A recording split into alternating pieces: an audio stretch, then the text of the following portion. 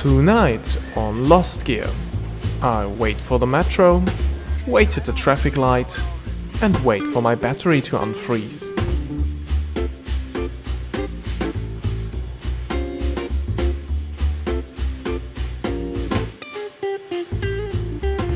Leave your cryptocurrency wallet behind for a bit. This one might be interesting for all the weird nerds that form the cult around a narcissistic slave-driving tech billionaire, or just for those who are interested in the latest technology and the future. Welcome to all of you. Tonight, we're once and for all settling the debate of which is the best electric car. Competing here tonight, we have 3 coils for all you wannabe investors and buzzword abusers. The original modern EV, the Coil Voltic, the 4-door Coil Raiden, and the super sports car that is the Coil Cyclone. But if you don't want to buy a car from a company run by some egomaniac, fear not. We also have the Neon from German manufacturer Pfister on board, as well as the Imorgon from Swedish concept car experts from Överflöd. If you're wondering where the Tezeract is, it has already been part of a different video that you can find either in the description or in the top right at this moment. And now, without further ado, let's start this video. First, let's consider the prices, and I have to say I'm already kinda scared since this is all some latest technology stuff, hence probably very expensive. The old school modern EV, the Voltic, is just 150k. That's actually a decent price. If it continues like that with the Raiden, the future might actually be affordable. Holy shit! I'm not sure if I'm ready to hear the price of the Neon. $1.5 million. That's expensive. The Cyclone next. Oh wow, that's even more expensive. And the Imorgon? $2,165,000. That is just plain rude. Now, these prices are hard to justify, but maybe these cars find a way. Come on, surprise me. Let's head out and check the first one of those. Let's head to Rockford Plaza for some Christmas shopping. Kinda cold today. Wait, I need to heat the battery first. So unfortunately we had to wait so long until the snow was gone and Christmas was over, but at least the battery isn't frozen anymore. Let's go then. Oh, what's wrong now? Oh, the battery's empty from all that heating. Oh, god damn it. At least I can charge them at home and don't need to go to the gas station to get them going again. But that comes at the expense of your energy bill going through the roof. Well, okay, I get that these cars sometimes still have some disadvantages in everyday usage, but the serious development started only about 10 years ago, whilst petrol-fueled cars have experienced over 100 years of development, so let's charge them up and test them under clean lab conditions, or should I say, clean lap conditions. It is time to hit our Ford Zancudo test track. And here we are, top left corner, it's the Voltic, top right, it's the Coil Raiden, bottom left we see the Neon, and bottom right the Imorgon. And off we go, already pushing towards the first corner. Turn out this Mexican music, because, well, we want to enjoy the silence that are the electric engines. And now the first interesting thing we will see is that the Neon has the highest top speed, as it's the first one to reach the Pisswasser chicane.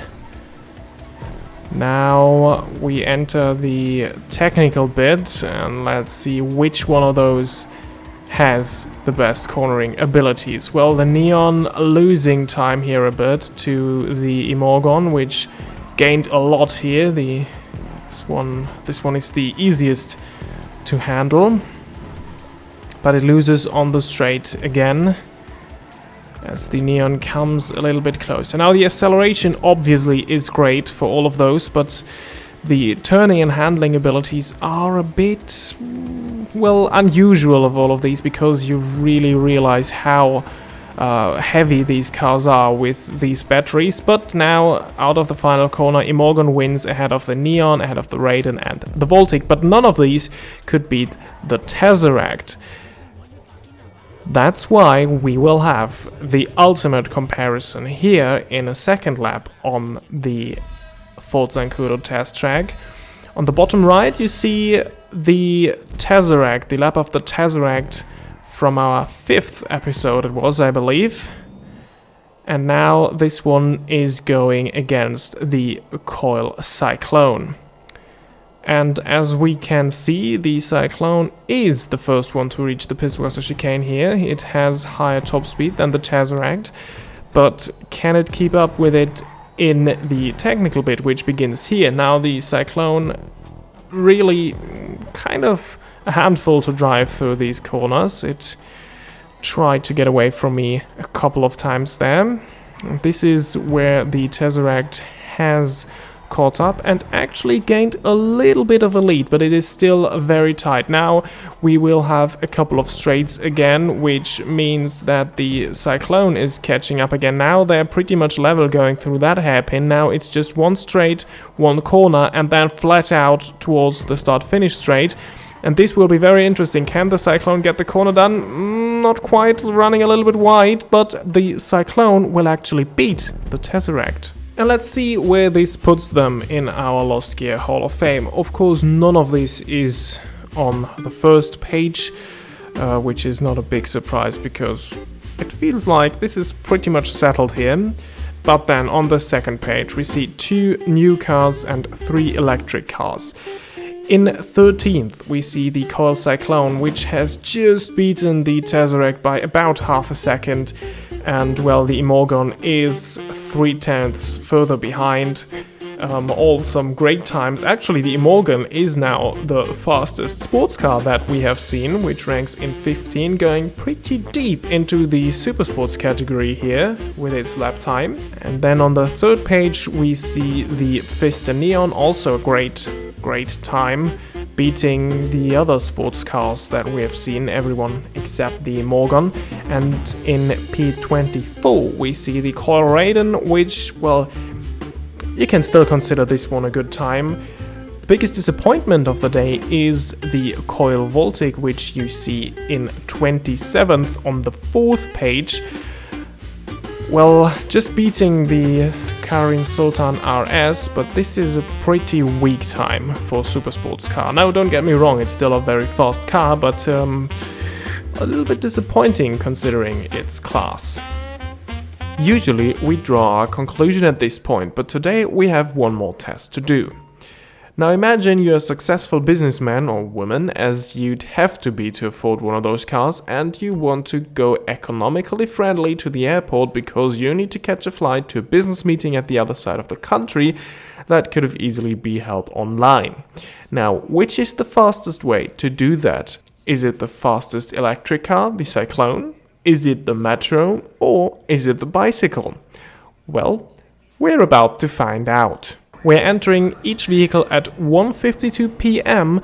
and see at which time we'll arrive at the airport.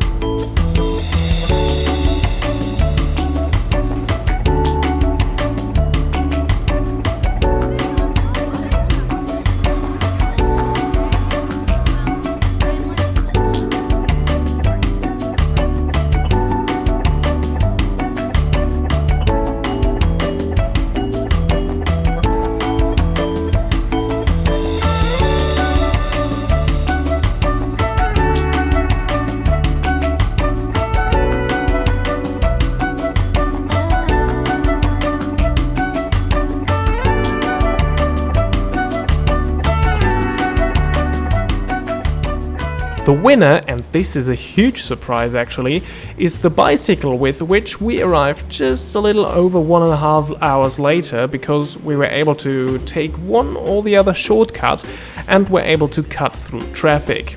Second was the Coil Cyclone, which arrived about half an hour later than the bike, and last and very much least was the metro, which took a little over 8 hours to take us to the airport because of its slow speed and stopping at each station for a couple of minutes. But hey, at least it's not the bus, which would have had even more stops plus the traffic to deal with. We probably wouldn't have arrived the same day with the bus. And now, what do we take from that? If you want to travel economically friendly, use the flippin' bike. Saves you money and time. And on that wisdom, we end our show. Thank you so much for watching, leave a like if you enjoyed the video and subscribe, and check out the Lost Gear playlist if you want to see more. Also leave a comment with which cars you want to see next. Until then, goodbye.